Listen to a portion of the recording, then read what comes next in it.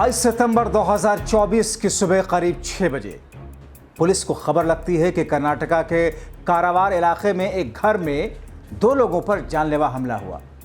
हमला तलवार और चाकू जैसे धारदार हथियार से किया गया था। हमले में विनायक नामक एक शख्स, एक बिजनेसमैन की मौके पर मौत हो जाती है। उनकी पत्नी वैशाली को गंभीर हालत में हॉस्पिटल में भर्ती कराया गया। विनायक महाराष्ट्र के पुणे में बिजली के उपकरणों का बिजनेस करता था। परिवार के कुछ कार्यक्रमों में हिस्सा लेने के लिए कर्नाटका में अपने पैतृक गांव आया हुआ था। विनायक और उनकी पत्नी वैशाली 3 सितंबर को कर्नाटका के कारवार आए थे। 22 सितंबर को ही पूरे लौटने वाले थे। पुलिस मौके पर पहुंची और मामले की तहकीकात शुरू की। घर से किसी तरह का कोई सामान गायब नहीं मिला। हत्या बेरहमी के साथ की गई थी। ऐसे में शुरुआत में माना गया कि शायद इस कत्ल के पीछे व्यापारिक दुश्मनी या फिर अंडरवर्ल्ड के लोगों का हाथ हो सकता है।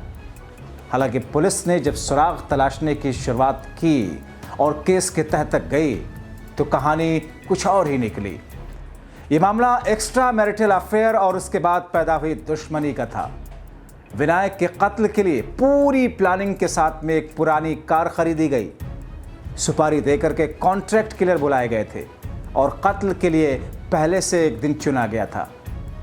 कत्ल की इस वारदात के पीछे हाथ था गुरु प्रसाद राणे का। गोवा में शराब का कारोबार करने वाले गुरु प्रसाद राणे और विनायक नाइक दूर के रिश्तेदार भी थे। कभी दोनों के बीच में रिश्ते भी काफ़ी अच्छे थे। राणा और नाइक एक ही मोहल्ले में पले बढ़े।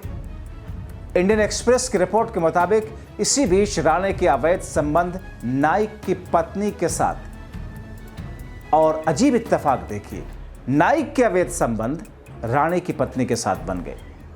मगर यहां आपको मैं ये भी साफ करूं कि ये उस वाइफ स्वैपिंग जैसा मामला नहीं है जो आमतौर पर इलीट क्लास की सोसाइटीज में होता है।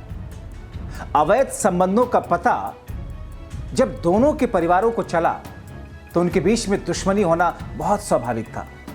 राणे और नाइक के परिवार के बीच में अक्सर इस बात को लेकर के झगड़े होने लगे। करीब 6 महीने पहले दोनों परिवारों के बीच में जबरदस्त तरीके से झगड़ा हुआ और ये झगड़ा इतना बढ़ा कि राणे ने नाइक की हत्या करने का फैसला कर लिया। इस काम के लिए उसने एक पुरानी स्विफ्ट कार खरीदी, कुछ कॉन्ट्रैक्ट किलर को काम पर रखा। हालांकि राणे ने कॉन्ट्रैक्ट किलर को रोक करके रखा और कहा कि जब तक वो इशारा ना करे तब तक कुछ नहीं करना। मगर इस दौरान क्या हुआ? इस दौरान 3 सितंबर की तारीख आती है। 3 सितंबर को अपनी मां की बरसी और गांव के एक मेले में भाग लेने के लिए नाइक की पत्नी के साथ कर्नाटका के कारावार में अपने गांव आ गया। पूजा और मेले में हिस्सा लेकर के 22 सितंबर को पति पत्नी वापस पुणे लौटने वाले थे। मगर 19 सितंबर को राणे की पत्नी गांव पहुंची और नाइक के परिवार से झगड़ा किया।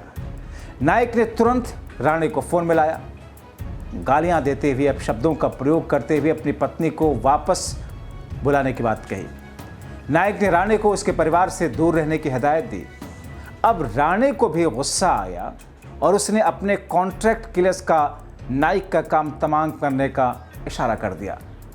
और फिर 3 दिन बाद ये कॉन्ट्रैक्ट किलर 22 सितंबर को सुबह सुबह नाइक के घर पहुंचा, हथियार से पति पत्नी के ऊपर हमला किया। हमले में नाइक की जान चली गई जबकि उसकी पत्नी वैशाली गंभीर रूप से घायल है। पुलिस के मुताबिक जब उन्होंने इस केस की तफ्तीश शुरू की तो नाइक के परिवार ने अवैध संबंधों की बात को छिपा लिया था। इससे केस उलझ गया। तफ्तीश के दौरान पुलिस ने उस कार को ट्रैक करना शुरू किया जिसका इस्तेमाल हत्यारों ने किया था। तहकीकात में पता चला कि इस कार को प्रवीण सुधीर नाम के आदमी ने खरीदा था।